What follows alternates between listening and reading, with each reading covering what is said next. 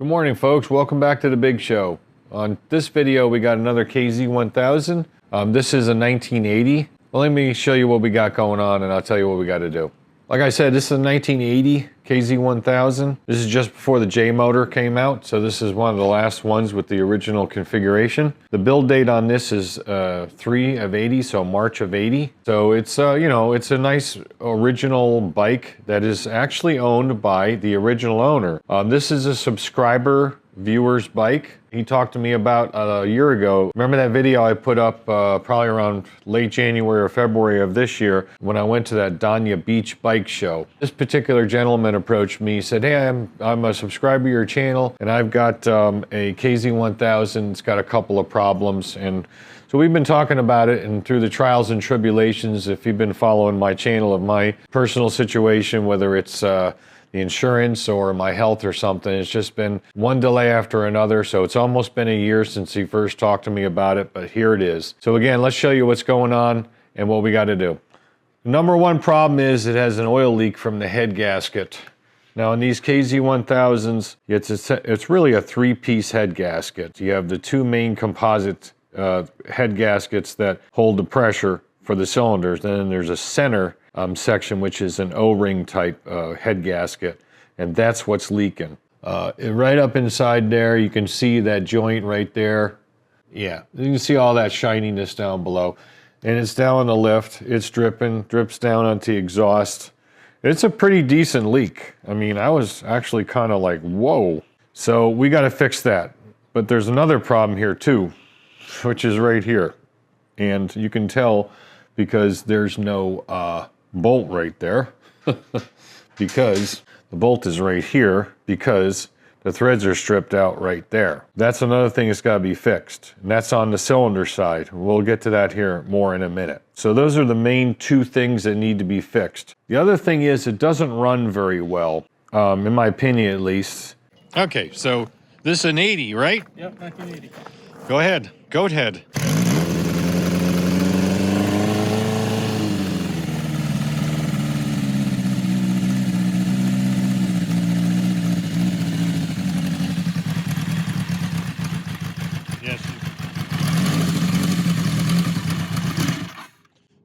You got the fuel on, right?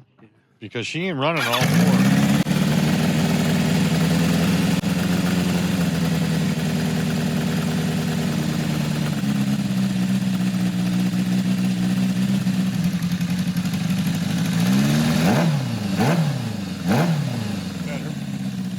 Still sounds like one's down.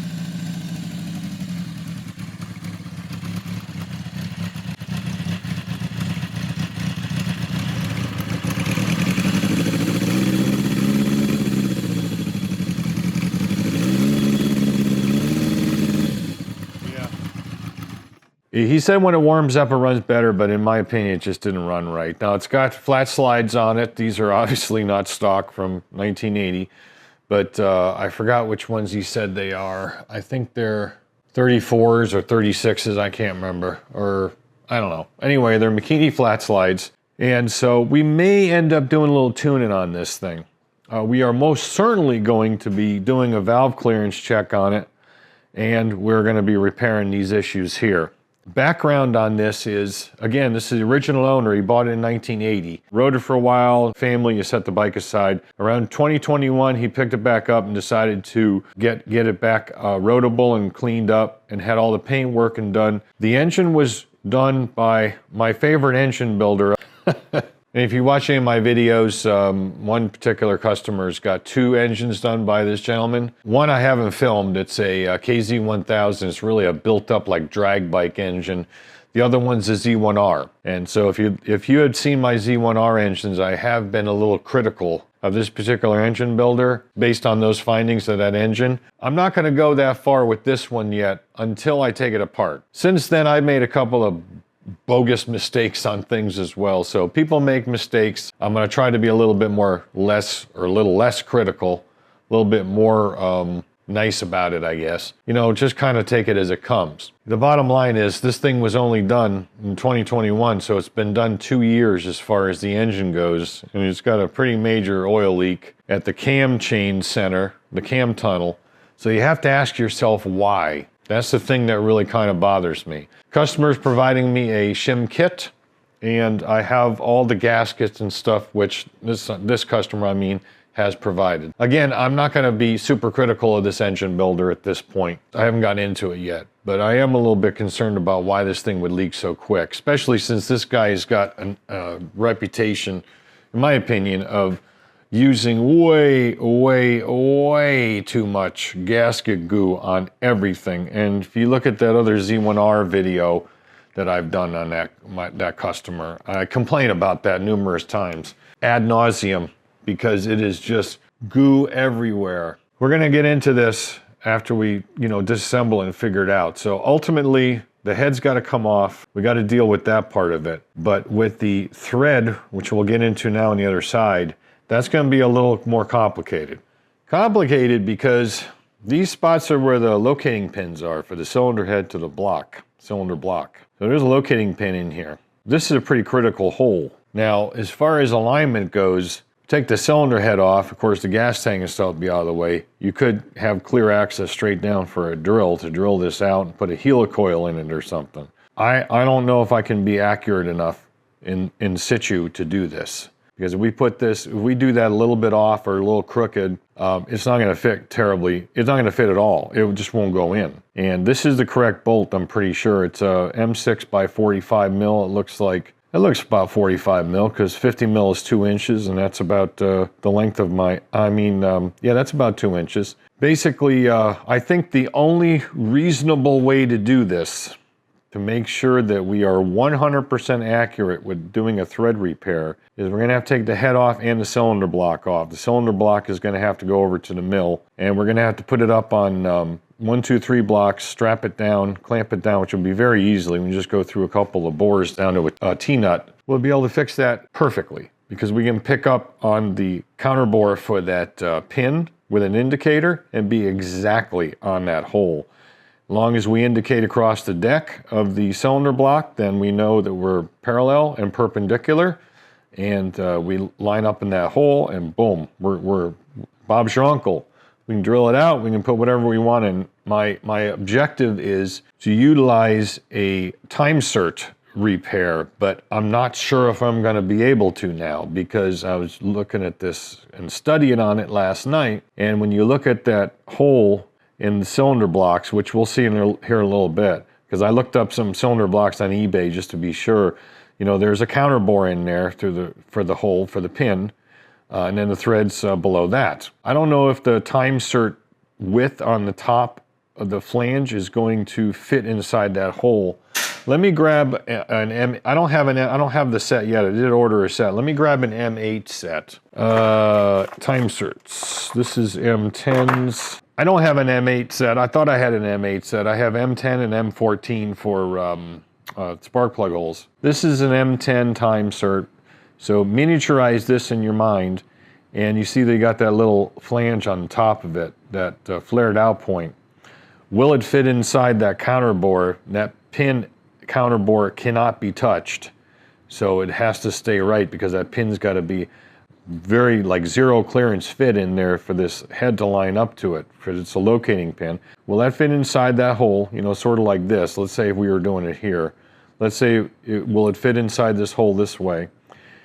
Or will this part be bigger than that hole on an M6? I don't know. I think that's going to be the plan for this, is to maybe use time cert. If I can't use time cert, then we'll use an actual helicoil brand M6 helicoil and be done with it. But we're going to have to, again, I think we're still going to have to do it over on the mill. Other than putting it on a machine tool, because this has got to go in straight and it's got to go through that pin. I think we're going to end up pulling the cylinder block off as well. That's why I've got a base gasket. The customer supplied a base gasket, and we can clean all this garbage up because we're not going to be using all this crap. But you see there's just a ton of goo. I don't know why you use all this gasket goo on. If the mothership doesn't say to use it in a particular spot in the service manual, it don't get used. So that's the way I do it. So anyway, that's the plan. Let's go ahead and get to it. Get to disassembling. Plugs are out. Of course, the exhaust system is off. Carburetors are out of the way. And so I'm gonna put it on top dead center, but the first thing I'm gonna do is pull the head cover. It's personal preference. I like taking the head cover off when I'm doing this. got to take it off anyway, number one. Number two, I can watch the intake valve for number one open and closed, and I know I'm on the compression stroke, come around to 1 and 4. Not really that critical on this particular bike. Could certainly go top dead center without taking the head cover off. You know, I just like to do it that way, and plus we got to take it off anyway. So I'm going to go buzz this off and then and deal with all this goo probably. We have a new head cover gasket, so I'm not going to worry about that too much. And before we pull any cams, of course, we're going to take the gear out for that's the pickup gear for the tachometer. The service manual says to remove it now before you take the cams out, or actually not now, but once you take the head covers off, before you take the cams out, you go ahead and take this out. And it says specifically, do not put it back in until the cam's back in, because you can do damage to it, which I can understand that. So, well, that was relatively painless getting that off. So most of the gasket come with it. So let's go ahead and bar the motor over.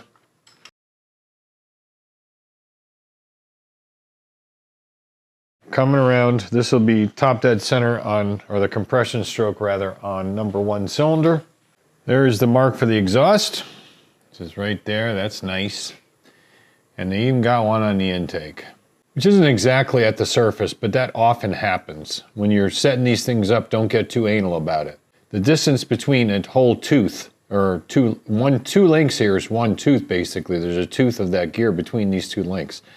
So if you needed to go the distance of one tooth, it would essentially be this distance between two links. So if it isn't that far off, there's no way it can be adjusted by one tooth, so that's got to be right. You see what I mean? So don't fret if you line one up, you'll line the other one up, or either one, and they're just a tiny, tiny bit off, because again, if it's not substantially off, at least the distance of these two links right here off, then you can't be a tooth off, because that distance is way bigger than any distance between where the mark is in this example and the surface of the head. So that's good. The rest of it I'm going to do off camera as well. We're going to go ahead and take this idler out. And this has a manual tensioner, so we just got to back that off. Probably just remove the thing, because I'm pretty sure, like I said, the jug's going to have to come off the cylinder block. So, and we'll get the the valves. We'll get the cams removed since we're in this position. It doesn't really matter what position you're in, but I like to follow the service manual. The service manual says put it at 1 TDC and then take this all apart, take the whole thing apart. So that's where we're at. Okay, I'm going to snatch the cams out. I've got the tack drive out and the idler out, as you can see, and also the manual tensioner is out. So, you know, there is a camshaft cap tightening sequence in the service manual. There is no loosening sequence, so generally you just reverse them. So the way that works is when you tighten them, you go from, it's always facing the front of the motor. So like 1 and 2, 3 and 4, 5 and 6, 7, 8, and same for the intake. So 1 and 2, 3, 4, 5, 6, 7, 8. So we'll reverse that. One thing I did not mention before, I should have mentioned it way earlier, is number one, it's good practice to disconnect your battery negative terminal whenever you're doing any work, but especially in this case, the tensioner is out or anything like that where the cam chain is slackened, always, always, always disconnect the battery, just in case something happened and something got pushed or something shorted at the, you know, you're working with some wiring while you're waiting on parts, and you're screwing around over by the solenoid and it happens to jumper that thing, and if the engine starts cranking, then you're in for a big, big hurt at that point. So definitely disconnect the battery. There's no way this thing can crank on its own right now. I'll take one cam out and then I'll suspend the cam chain with a wire from the frame, and then I'll take the other one out.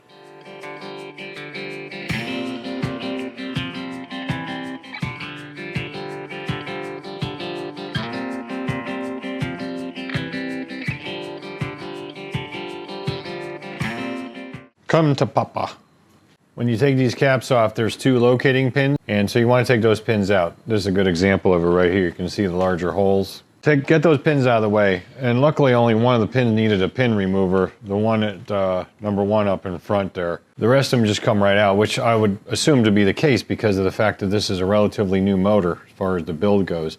Now I'm going to pop the bearing out because, remember, I want to flip this over and put it on the mill and run an indicator across it. And I don't know if the mill is 100% trammed in for that kind of precision work to see if it's, you know, level within itself, but I want to see if there's any dips in it. It will show you that, you know, like walk like an Egyptian thing. Well, these are a little bit proud of the top, so we want to pop these out, and you want to label these. Now the numbers for these things, it's very hard to screw this up. The numbers for these caps are right inside the casting here. For example, this one says 4. This one should say 2, I believe. What I do with them is I take them out and I label them. For example, for this one be 2, it would be 2 right and 2 left, or 2R and 2L. Bearing caps are all out and labeled. I also did the cams, buckets, and the shims, and I kind of made a mistake. I got ahead of myself. What I should have done was I should have checked the current clearance on it before I took cams out, because we're not doing any valve work on it. So that's going to be constant. And then before I put them back in, I could have swapped the shims and then made my life a little easier. No big deal. I got the tools to do them when you can do it in situ to, you push down and you can wedge the edge of that bucket in with the tool that's a kind of a knockoff of the Kawasaki one, and then pop the shim out and put another one in. None of them may need changing ultimately, but you never know. So it was just a kind of an oversight. I should have done that before. It's just gonna make it a little bit more difficult, but anyway, that's not the whole purpose of this job anyway. That was more secondary, and the way I need to do it now is pretty much the way you do it in any situation with a motor that's just getting regular maintenance. What we do now, since everything is ready to go, is going to start loosening the head bolts. And again, there's no loosening sequence, but there is a torquing sequence. So I will reverse the torquing sequence, back them out all the way evenly, reversing the torque sequence. Once that's all done, come back. You don't need to see me unbolt and stuff. It's really not that hard to do. I take a short breaker bar, 3/8 drive like this. These should only be torqued to 30 foot-pounds anyway. And by the way, these cam cap bolts were not terribly well torqued. I can tell you that right now. But the head bolts probably are, because the customer, the owner, retorqued them a couple times. That's when the other one of these on the other side stripped out, but he said he barely touched it and it stripped out. So I have some theories about that, which I'll discuss with you later if I remember. But anyway, I'm gonna go ahead and get that done, and then I'll bring you back when we're gonna pull this head off. I am working on getting this head separated. She was pretty tight. You don't want to pry on these, you're gonna break something. So this is a very strong area right here. So I just tappy tap tap around till we can get it moving, which it is. Just go back and forth. And I took all the washers out. Now there's supposed to be 8 steel washers in the center ones and then 4 copper. All these were copper. I don't understand why, but they were all copper. So I know that's not correct, but does it make any difference? I don't know. Probably hanging up on the pins on the ends right now. Yep. Now that one's coming up. Now once we get this totally broken loose, I'll show you what I'm gonna do with the chain. Normally I have, bra padding in here, but we're gonna take that out because it's in the way. Now I have a mechanics wire, of course, on the chain itself. I'm just gonna drop that down, but I'm gonna take the wire, twist it so it can't come off the chain, and I'm just gonna drop it right in. I got a wire on it, and besides, I gotta take the cylinder block off anyway, most likely. I can reach it anyway, but even if you're not, if you're just pulling ahead, all I have to work around now is this wire. When we pull this up and pull it out, if the chain is hanging there and you gotta have a third hand, it's a pain in the ass. So all you gotta do now is just shove that wire down, which I can do right now. Just kind of put it down, and it's just not gonna get in the way, and you can still reach it. If I needed to reach it right now, I could reach in here and grab it. So that's what I do. It works pretty well. So now I'm gonna try to get this head off. I got a spot for it at the end of the lift on a towel. She's a tight one. Another thing I use to help me out here is these plastic wedges. These plastic wedges that work pretty well to hold it up in one side while you work on the other. Yeah, it's hanging up on that side mostly. I don't know why, but it is. And I'm just trying to be as careful as I can be doing this. Oh yeah, come on, baby. There it goes, come on. There we go. There we are. Yep, just hanging up on the stinking gasket. Now, I do not want to scratch that surface. All right, let's take a look here. I can see a pin is not in, so that means it's in the head. That's okay. We're gonna double check that though. Yeah, so here's where the problem is. Half the gasket stayed, this gasket stayed down, that gasket came up with the head, so I was fighting it on both sides for that reason. So let's make sure that that's in here. It is. Yeah, we're gonna look at this here in a minute. And make sure that none of these blocks fell down inside there. Here's one that was stuck to the bottom of the head. These are these blocks that go on the top. I guess you'd call them idlers in this case. There's 1, 2, 3, and 4. So we don't want to lose, though. We want to account for those right now. So we'll do that here in a second. But I know where they're at. I want to know where everything's at right now. This O-ring doesn't look like it's been misfitted. I just can't figure out why this sucker was leaking so much. Let me account for this stuff. I want to get this stuff accounted for and bagged up. Get the other pin out over there. Get the one out of the head. Then I'll flip the head over, take a look at the head surface, because I want to clean that up and drop it on the mill table before I do too much, because I just can't quite figure out why this thing would have been leaking. I don't see any evidence of any combustion leaking or combustion leakage. I think I found the reason. I just took a screwdriver and gently picked up the front of this O-ring for the center section. Underneath there, can you see it? There is a crap load of junk, like particulate. Now, I'm sorry, but there is no way for that crap to get in there from the outside when this is put in. And frankly, this gasket doesn't even seem very pliable, and this is only a 2-year-old build, but I'm not saying you reuse the gasket, but there is definitely some crap down in there. You see all that particulate? Like I said, I don't see any reason, I don't see any way, rather, that you're going to get any of that underneath that O-ring from the outside. There's just no way. I mean, that's sealed down. That's the whole purpose of sealing this, so there's no penetration this way and no escape of the golden droplets the other way, which is what was happening. Let's get ourselves a, what do you call it, a Q-tip and probe that a little bit. I got one left. Yeah, see, it's almost like metal. There's like pieces of metal in there, like from the machining process. This head looks like it was, I mean, this block rather looks like it was decked. Look at this. That is a bunch of metal particulate. That's why it was leaking. There's your problem, lady. When this work was done, apparently the block was not adequately cleaned. At least that spot. That would be my diagnosis at this point as to why it's leaking. Now, he said it didn't start immediately, but after time, gasket perhaps getting a little bit less springy over time and heat cycles, you know, that would allow it to come through.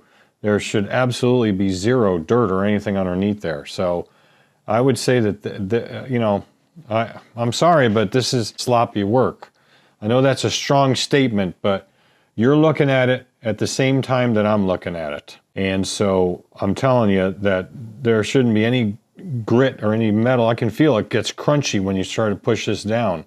There is crap underneath that O-ring that would easily allow pathway for this thing to dump oil from the bottom out, because the top is probably not that way. On the cylinder head side, there's no groove there. The only groovy thing is on this block. I would say that that is most likely the problem. But once I take this O-ring completely out, we'll know better. But I'm not going to worry about that right now. I'd rather go look at the head. I want to get some head, basically. Okay, number 1, 2, 3, and 4, because we're flipped over. Valves look good. Combustion chambers look good. We're not touching anything in there. No cracks that I can see, visible cracks between the exhaust valve seat and the spark plug hole, which is really typical for these older KZ1000 engines. It's usually not on the intake side, it's on the exhaust side. We're not going to mess with that, but you see, they put some of that, whoever assembled this, brushed that Permatex crap on, whatever it is, for cylinder heads to stick it in place. It looks like, at least. I mean, you can see that around there. I mean, I don't see what else that would be. It sure looks like it's underneath here too, and underneath here. I don't know. It looks like that would be the case. So that they put some light coating of that on, then put the gasket on both sides, most likely. The mothership does not, I don't believe, tell you to do anything like that. I will probably end up using a little bit of Honda Bond HT in this groove when I put the new one back in when it's clean, and that'll be it, just to make sure that that's good and sealed up. And I'm talking a very, very, very thin coat of it. Nothing wrong with that. Honda Bond HT is a great product for that. I'm still deciding, but looks like it was coated with something. We got to clean all this off. Head surfacing, according to the paperwork the customer provided, was done on a Bridgeport. Not a bad surface finish, but it's not terribly good either, to be honest with you. But I imagine he uses a big fly cutter or something based on these witness marks. It has been surfaced. We are going to, I'm going to off camera get this, I want to get this cylinder head, both sides of it, cleaned off really well. because I really want to run this across the mill and with an indicator on it and see what the head's doing, if anything. Meanwhile, we'll just cover this up with a bag. Put a garbage bag on here. Come back to this later. That's the main thing I want to look at right now. I just want to make sure that's flat because it was machined on a Bridgeport, which is okay, I guess, if you got the right setup, but you know, not optimum. Like for a cylinder head surfacing machine, like at a machine shop for builds engines, you know. Hey, before we do that, I got another idea. I'm gonna take this Mortsky repair screwdriver with this bitchin' magnet on the back end of it. I'm gonna probe underneath that little gasket there, that O-ring. See if any of that's ferrous. Because of course the tops of the cylinders, inserts, not the inserts, the sleeves are, and he would have machined, it looks like this has been decked. Now there's one little piece that did come off that appears to be ferrous. Maybe a little bit of it, but nothing to really write home to mom about. Anyway, there is definitely stuff there though. You can see it on the, you can see that particulate right there. All right, well, I figured I'd try it. So it's aluminum, it's aluminium, so gotta be from when it was surfaced. And I don't think it was adequately cleaned. We're kind of at a holding pattern right now, or in a holding pattern. I took a look at that gasket material that's stuck to both the cylinder head and the cylinder block side. Let me tell you something, folks. NASA needs to use that shit on like heat shields for spacecraft re-entering Earth's atmosphere. That appears to be the hardest substance known to man. Well, okay, maybe not, but it's really hard. I tried some solvents on it to soften it up, brake clean. I tried carb clean, WD-40. Nothing touches it. I've reached out to a couple people, and I'm going to be calling some local machine shops in my area once they reopen after the holiday. Today's the 31st. Happy New Year to everybody. Today's my wedding anniversary, so I'm going to be spending a day with the beautiful wife. I'm going to take the block off anyway, like I said, I think for those reasons before with the threads. And I'll strip the head down to nothing and bring them both to a machine shop that maybe they can get that crap off. Obviously the cylinder block is off. I did that this morning, but I broke it loose yesterday.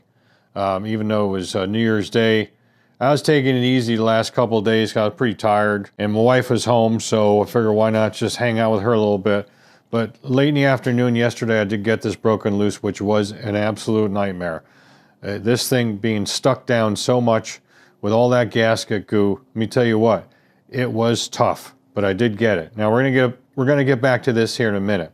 So now that you know about that, we're gonna go back over to the cylinder head, which was the main issue that I brought up in the last video. As you can see, it is cleaned up. I had to ship this to Indiana. No, I'm kidding. I did this in-house. It took me a long time to do it, but I did manage to get it cleaned up, and I did put it in the mill, and I did put an indicator across it. She's dead nuts 0 square. So what you can see on this as far as surface finish goes, this is the tool marks from when the engine builder decked this in his Bridgeport mill, which is what the paperwork says. So you can get an idea what that looks like. It must be a pretty big diameter fly cutter he's using for this. You can't really feel these. It ain't the greatest surface finish in the world. Now how I do these is, after I very carefully get the heavy deposits off, I take a precision block. I have a big precision block, and I wrap it in 600 grit paper, wet or dry. Use WD-40, and I carefully go over these cylinders. Well, actually, I do it on the blocks too, but the cylinder heads and so forth, and I get them all nice and cleaned up. And I did that before I shot this onto the mill and checked it. So this thing is square, maybe not square, it's flat. Let's put it this way. That sucker is flat. So here's that precision block. Some my dad got in the 70s probably from where he worked, because he worked in a machine building company. And I stoned it down on one side, stone dude, and then wrap it up in the appropriate grit. When I do a cylinder head, I do the 600 and then follow it up with 1000. I think I am going to pull the valves out of it though. I'm looking at the intake valves from the inside, you know, of the carb side, carb holders. And 2 of them are really, really carboned up. And that's on the intake valves. The exhaust valves look pretty good. You know what? The head's off. Won't take that long. I got the tools. I'm going to pop the valves out. And I think I'm just going to replace the valve seals, the stem seals, again, put brand new one like Kibble Whites on there from Z1 Enterprises, just to make sure. I'd say it probably took me 3.5 hours just to get down to the point where I could run that 600 grit over on with a precision block, go across it and clean it all up. It was a nightmare. I have to say a word of thanks to Dave Richards from Old Steam Powered Machine Shop on YouTube. You know, he runs a engine shop in his, what he calls it, his front shop. I think it's called Route 38 Machine Shop up in New York, that is. And so I emailed him. He winters down here in Florida, not too far from me.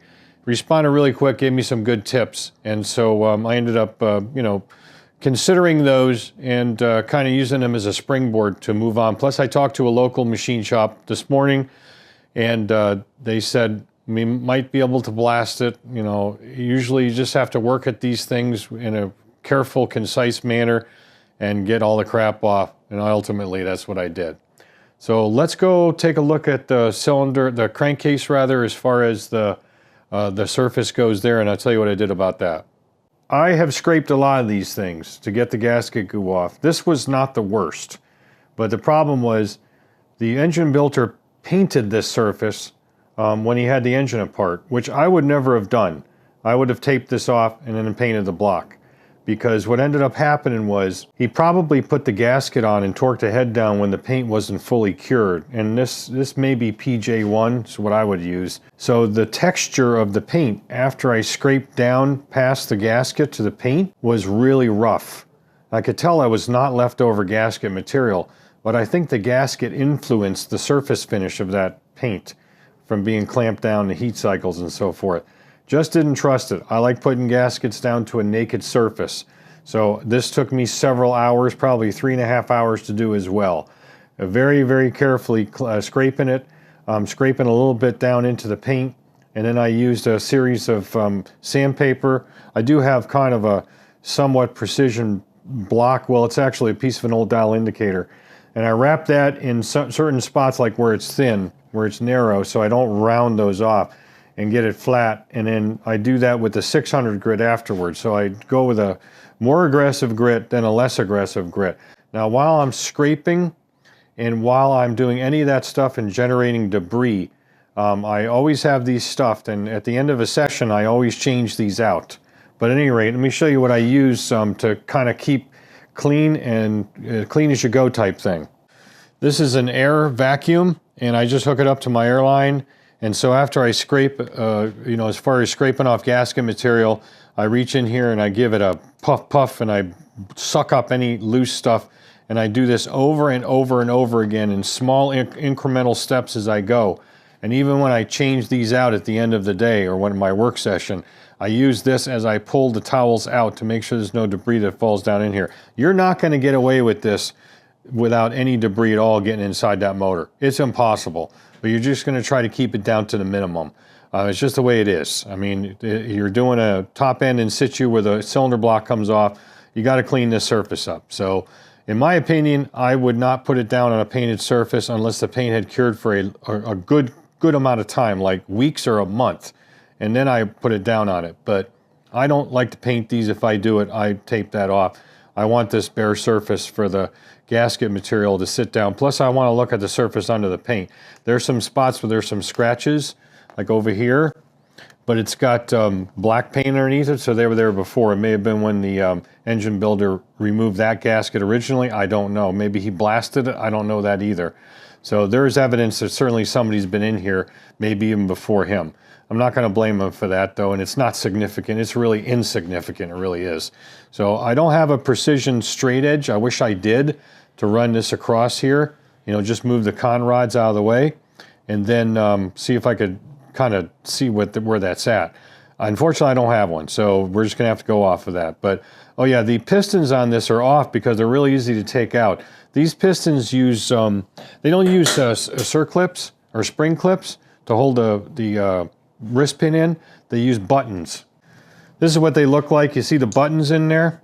Those buttons go in the ends, and essentially the round edge rubs against the inside of the cylinder wall slightly, and it's a material like ceramic, or I don't know what it is, some material it's designed for this, and so it keeps the wrist pin from sliding over to the side. It's something that's used very often by high performance engine builders. You know, I don't know if they're good or not, you know, as opposed to the spring clips, but they're awfully handy to get these pistons out of the way when you're cleaning off a deck like this. So that's just why I have the pistons off, because it was simply easy to do it. So here's our cylinder block. I thought that this may have been decked by the engine builder. I don't think so now, because I don't see any of those tool marks. So he probably just blasted it. That's why the metal looks the way it does. Probably bead blasted it. So I'm going to have to spend some time working on this and getting this material off. This seems to be coming off a little easier on this side of it. I mean, that would kind of make sense. The heat is a little bit higher up in the head. So as far as combustion, and especially on the exhaust side, this would be the intake side, because there's the tensioner, where the tensioner goes. Got to get this all really well cleaned up.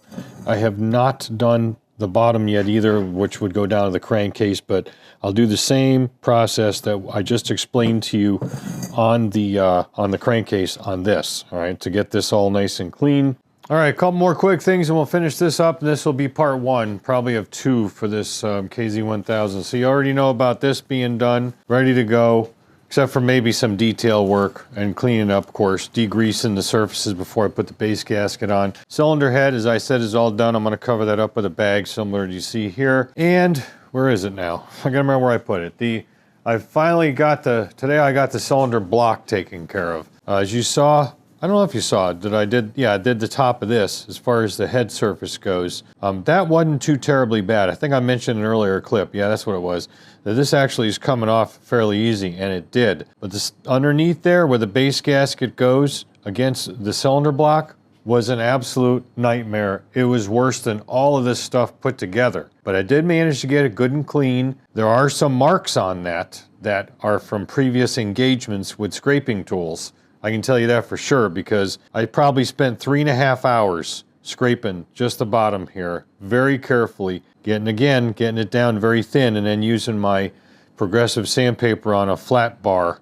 And you just take some sandpaper and wrap it up in there, and you can get into these little areas and do your thing. And that's what I used on the cylinder block bottom, and certain spots in here as well, because you can get it in there. So like I said, I did the 220 and then went up to 600. It came out so nice I didn't need to go to the 1000 on the bottom here. And yes, I did run the indicator across this one. I forgot to mention it on camera like I did in the cylinder head. And this one was dead nuts as well. And once it was cleaned, I mentioned before that it may not have been decked, it probably just blasted. There are some tool marks on top of it which look like a fly cutter, so we may have taken just a few thou off of this. But again, it's dead nuts, just like the cylinder head. This is going to be the setup, basically, we're going to use to repair that thread. Might end up doing both of them just to make sure they're both good. I did get some time certs in yesterday, but I don't have the kit yet. Pretty sure we're just going to put it up on 4 1-2-3 blocks. These are brand new 1-2-3 blocks that I just got. And then we'll run some long studded bolts down into some T-nuts, and then put some material on top of here to protect it, and we'll clamp it down in 2 spots. And then all we got to do is pick up the center on the holes. I'm quite certain I have the X-axis to do both of them in one setup if I so choose. So basically that's how we're going to do it. And then we'll use an indicator to pick up around the counter bore of where that pin goes.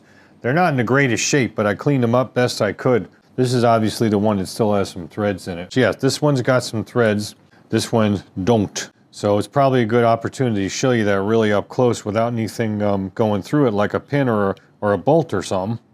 Yeah, so you can see we got nada in there pretty much. We got to fix that.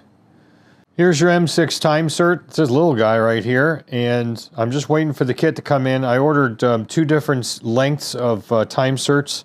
I've only gotten one of the 2 in. I think the other ones are shorter, if I'm not mistaken. These will probably be the perfect length, though, actually, right here. I've got 10 of them. So how this works, of course, is going to be, we're going to have to go down inside that hole, and we're going to drill it, tap it, and we drill it first. Then we use this counterbore tool, which accommodates that little flange part right there, the little wider edge at the top. And then you tap it. And then what happens after you tap it and that counterbore is in, you use an insertion tool and then just screw it down in. And the insertion tool essentially spreads it out and does magic things. And when it goes in, it seats down where that's flush with the counterbore. Like I said, I'm not sure if that is going to give us a problem or not. I seriously doubt it. It looks tapered like the end of a drill bit, like I said, but I don't think it'll be a problem. The counterbore tool is just going to go as far as it's going to go. It's going to take whatever material off the high, and then down at the low it'll stop. So it'll be the same thing as if it was on a flat surface. This thing just might sit, you know, I don't know, 20 thousandths lower in there than it normally would. So big deal, right? Normally where the threads would start. But we're going to have a heck of a lot better threads, so that's not going to be a problem. So I think that's probably what we're going to do on both holes, maybe. All right, so you know the plan. You've seen everything. No more to say. Stand by, or stay tuned, I should say, for part 2 on this bike, which you'll see forthcoming. As always, thanks for watching. Don't just repair, restore. We'll catch you on next video.